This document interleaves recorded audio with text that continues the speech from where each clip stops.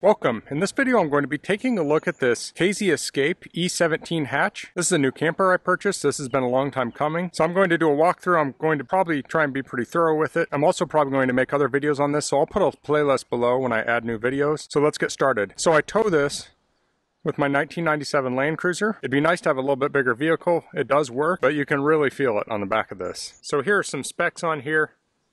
So this has the off-road off-grid package, and that comes with this tongue-mounted bike rack. And I'll throw some pictures up right now. You're supposed to be able to mount a bike on the front and back of this, but it looks like the bike on the back would be pretty close to the window. I haven't tried it yet, but I don't know if I'm going to use this. A unique feature of this camper is that it's sort of like a toy hauler, so you could put bicycles inside. So I may take this off. So this comes with a manual tongue jack here. Comes with propane, battery. It has the emergency brake stop. That's down here. So you attach this to your vehicle, and if this gets pulled out, like if the trailer hitch breaks apart, this will pull out and it will actuate the brakes. So that goes back to this box. This has trailer wiring in it. Here we have a ground. So these wires here are for the inverter. This comes with a 1,000-watt inverter. That's part of the off-road package. So this negative cable was not long enough to reach, so I have an extension to put on here. They got it to RB place. I bought this new, but he didn't have the proper connector to hook this up. He sent it with me, and he said I could bring it back or I could fix it myself, so I'll fix it myself. And then we have the other cables going into the battery here. This has a Deca Marine Master battery, I think it is, 650 cold cranking amps. And here's the propane line. We have the regulator going here. So if we look at the front, we have this, it's not a diamond plate, but it's a textured material here. And then up here we have the laminated construction. So this would be, I think it's like a fiberglass, and it has aluminum frame and then foam on the inside. And then here we have the window, and this is actual glass. It's like automotive grade glass there. So I'm a little worried about this breaking or cracking. I thought about getting some sort of protective film for it, but I haven't found a clear film that's affordable. But one potential thing I could do is do a really light tint on it. So it's already heavily tinted, but I could put a light tint on it if I'm worried about rocks breaking it.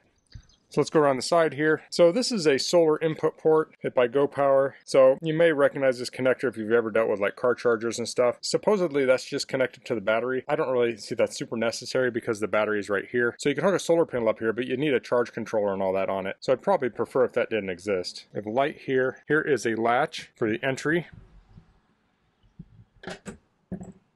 So this goes inside, this goes under the bed. So I'll close that for now. And this is the only outdoor hatch. So it has this Power Solera awning, roll-out awning.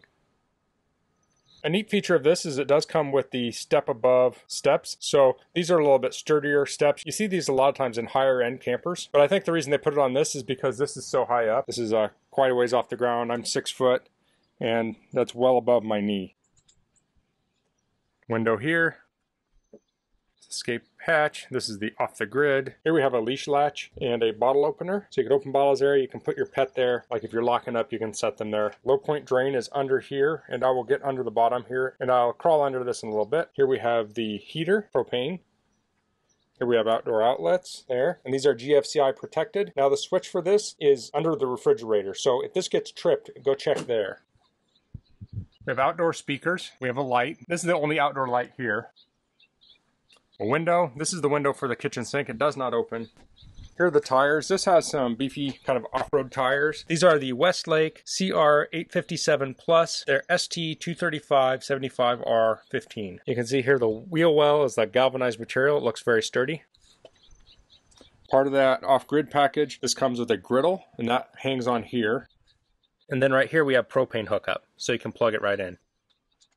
Here's the back. So we have the bumper that you can store your sewer hose in. Here's the spare tire. This is pivoted down. It has a pin here. So this pivots out of the way because the hatch in here is this. This is like a toy hauler style hatch. Although it's not like a proper toy hauler where this becomes a ramp. This goes up. So this is mostly for bicycles and kayaks and things like that. So this is a little awkward. I don't know a better place to put this. You put this on the tongue, it would increase the tongue weight even more. So I see why they did it. You could potentially take all this off and put this, like if you had a pickup truck, you could throw that in the back of your pickup truck if it bothers you. So I'll open this up.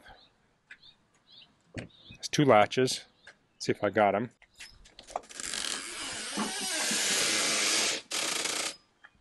So it has these struts here on both sides. It has a window in it, and it has a cover on it that holds on with snaps. So this is easier to open with 2 hands, by the way. So here's the other side. Here's a window. There's one of these on the other side. Those do open. They open differently. This is the egress window. Here's your power input.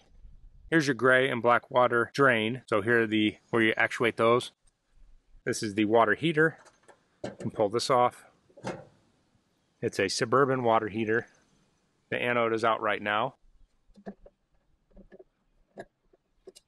Here's the fresh fill city water connection. That's the fresh fill drain. So this has stabilizers on all four corners here. Let me crawl underneath real quick. Here's the underside. So as part of the off-grid package, this comes with tank heaters. So there's one here, that's the gray water tank, black water tank. Here's the low point drains, they're right in the center. So you might want to get a rug or a piece of cardboard to lay on to get under here to open those up. Here's propane. Propane goes back here to where that griddle is. It splits off here for the stove, the heater, and over here is the water heater. Then we have various sensors and wires coming down here. You can see the material here, the insulation, and then here's the frame. It's kind of a C-shaped frame there. And here's the springs and axle. So this is pretty high up off the ground. So if you are ambitious, you could take this off-road, but I don't think I'll be doing that. You can see the brakes there too, pretty good. This has electric brakes. Okay, so let's go in. Pretty standard door and screen door here. It has a window here. There is no shade in this window. It's the only one that doesn't have a shade. It's very hot today, so first thing I'm going to do is open up the vent here. Get a little air flowing through here. So here's the main bed. Above that we have cabinets, and there's tons of storage in this camper. So if we look here, I did not realize this came with a bread spread. You can see there's tons of storage here. Goes back there. There's two windows here that open. This is egress window, so this kind of pops out. This is a regular window, and this one slides open. Here's the mattress. Not the most comfortable I've ever laid on, so that could get replaced or we'll put a topper on it. So if I lift this up, if we look here, here's an opening. Just using that to prop the mattress up. We can see the storage here. This is the storage that was accessible from the outside. There's a partition here. It's pretty flimsy, but this is pretty much all open, except for I missed one thing. The inverter is back there, right there. So this is a 1,000 watt Go Power inverter. So that allows you to use this off grid with 110. And then here we have the fresh water tank. We have the water pump. There's the water heater. This was an interesting valve combination here. So you can orient these valves if you want to bypass the water heater or not. And I should mention, this is my first RV and we've not taken this camping yet even. So I just got this a few days ago and this is all new to me. So I've been learning a lot about this. If you have any tips or suggestions, drop comments below. I'd be interested to hear what you have to say. So that's the plumbing. I think that's pretty much everything under here.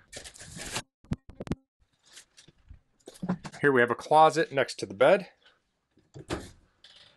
Has a hang bar in it, storage there, and storage down below. So lots of storage there. Fire extinguisher. Here's just an access panel. Has LED lights. These are kind of standard LED lights you see in a lot of campers. There's one there.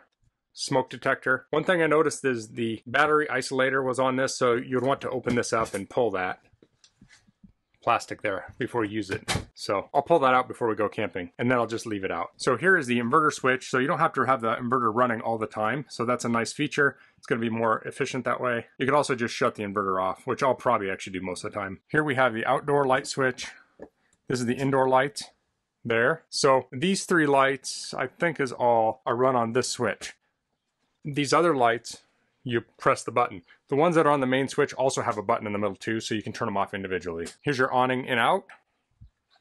This has a Furrion little receiver unit. This has Bluetooth with an app, so you can control this with an app. You can also send Bluetooth music to it. You can input auxiliary, HDMI, music on USB. I think it's 10 watts per channel. It has two zones, so it has inside and outside zones. Here's a cupboard over the counter.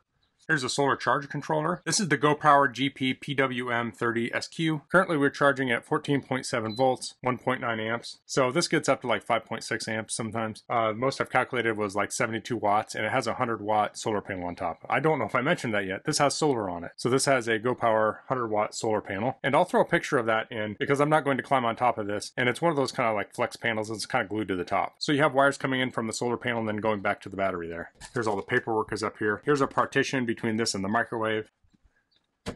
Comes with the Furrion microwave. Open that up, pretty basic. Here's the kitchen. We have some Venetian blinds here, little backsplash. Here's the countertop. One thing we really liked about this is it has a huge countertop. I say huge because a lot of smaller campers have no countertop or tiny countertops. This has a nice work area here and a huge sink. So there's the sink. And then we have this 2-burner Suburban stove. This is a propane stove. Interestingly, this does not have an igniter on it, so you do have to use like an AMA flame to turn this on. And here we have storage under the counter. This is connected to the sink storage. So lots of storage under here. Here's the heater. I think it's a Suburban heater. I did open this panel up, and you could potentially use that for some storage too. There's just some pipes in there. So, you know, maybe not daily storage, but you could say put a toolkit in there or something if you made that panel removable. Here are the drawers. So this has like a metal slide system. So there's metal on the sides and these plastic bins here. So you can pull these out and put stuff in them. You could pull them out and set them on the counter. You could take these out to clean them. So that makes it very handy.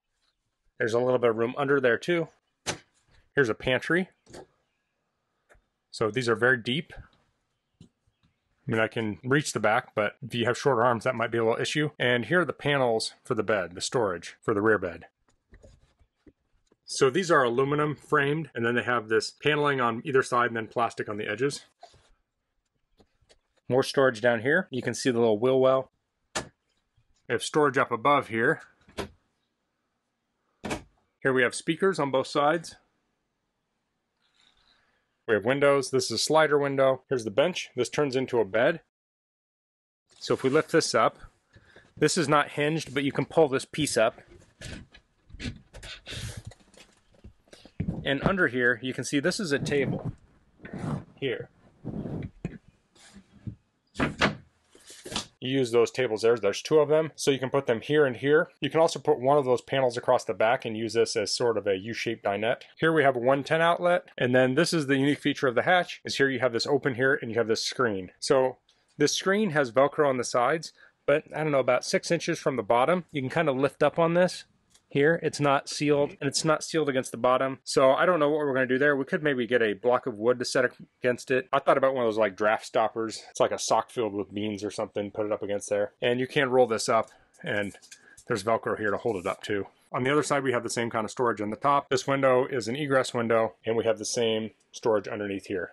Here's the fridge. This is a Furrion Arctic 12-volt fridge. This is only 12 volt. This is 8 cubic feet. So it's very good size. Here's the freezer. And here's the fridge. So this has a prop on it that you can stick in here to prop it open when you're not using it. And it actually clips here, but you're not supposed to travel with it like this. So one thing I ran into is supposedly it has an LED light in here. It's supposed to turn off after 3 minutes when it's open, but it didn't seem to work. I need to maybe look at it a little more, but I had to take the fuse out to get the light to turn off. So I did have this running for a couple days off the battery because it's 12 volt and it has solar. So if you have really good light, it may run this indefinitely, especially if you were to upgrade your solar and or your battery system. Here we have a GFCI outlet. Here's the power center. This is a WFCO WF8735P. And here you can see that removed fuse. It has a light on it. That fridge was a 20 amp fuse, so I pulled that. And then we have the breakers here. Here we have the little diagnostic center. We can hit battery. It says it's full. Fresh water tank is empty. Black's empty. And gray is empty. Here's the water heater here. And here's the water pump. And then here's the tank heater. So these would be those pads. Now there's only 2 tank heaters. The other tank's under the bed. Now if you're in really cold weather, I could see someone putting like kind of a vent pass through here to get air under the bed if you're concerned about your cold water tank freezing. So next we have the bathroom. Another thing about this one is it had a large bathroom for a small camper. So here you can see plenty of room. It's a dry bath, plenty of room around the toilet. I mean, you can stand next to the toilet. This is not tall enough for me at 6 foot. My head hits the ceiling, so I'll have to scrunch down. Unless there's some reason I can't, I'll be taking showers in the RV park showers. But it's nice to have if we need it. There's another vent here. There are no vent fans in this. There's a light also. So this is a place where you can upgrade and put a fan in. The air conditioner is a Coleman Mach, so this is kind of a standard air conditioner, I think. Has the filters on the sides. You can redirect the airflow here or shut it off. And here's a feature of the off-road off-grid package is this Furrion Bluetooth speaker. I'm not a big fan of this because I feel like I'll hit my shoulder on this, and I have plenty of Bluetooth speakers, but this comes off here. It's a Bluetooth speaker. It's also a flashlight. Now, I have been using this flashlight quite a bit, but still takes up a lot of room. It has charge ports on it, but if you plug a phone in, then you kind of have to, I guess you can kind of set it behind here or set it on top, but there's no convenient place to plug things in. You can charge your phone here too. You pull this open, and there's charge ports on the bottom. I think it might have been more convenient to have this, say, on the kitchen area or somewhere else. And we have the thermostat. I really wish these would have like thin digital thermostats that fit up against the wall, but this is what they put in a lot of these campers. This is the Tire Link tire pressure monitoring system. It's ready for it, so you put it in there. I assume this has 12 volts going to it or something. And then we have the carbon monoxide sensor here. So in the kitchen area, if we look under the cabinet here, we have a couple different plates here. This is the inverter outlet. As far as I know, this is all the inverter power comes right here. So if you turn the inverter on, you plug things in here to get power. Needless to say, on a 1,000-watt inverter, you're not going to run the microwave water heater or the air conditioner. But you could run maybe a small coffee maker, maybe a small blender, some other appliances, a mixer. And then here we have the regular outlet. This is your TV antenna and satellite. Oh, and I guess I missed on the back side of this, there is a satellite hookup or cable hookup for RV park. And then this is the King pre-wired for Wi-Fi antenna. So I think this is a wire that goes up to the TV antenna, and you could hook on here and hook an antenna up there and hook up like a Wi-Fi extender. The thing is, the Wi-Fi extender is kind of an appliance you'd set somewhere, and you'd have to set it on the kitchen counter or something, or maybe you'd like drill a hole and put it up through the cabinet, but there's no easy place to set it. Now, this does not come with a TV, which I thought was kind of interesting. Most RVs seem to come with TVs, but I would assume you would mount it right here, being that the hookups are here.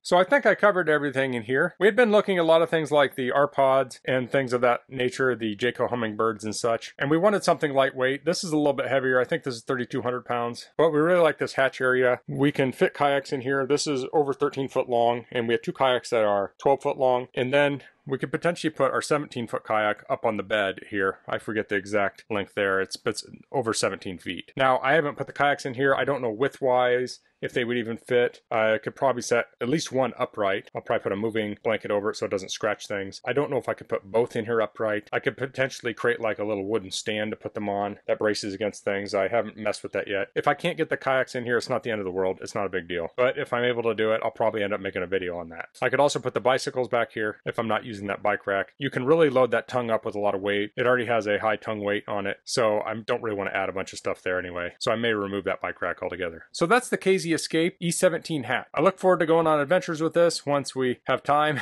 So I'm sitting in our driveway. We have things going on, so it might be a few weeks before we get this out, but I'm excited. But in the meantime, if you have any questions, please leave them in the comments. If you like this video, please click like. If you haven't subscribed to my channel, I'd appreciate if you could do that. And thanks for watching. Until next time, goodbye.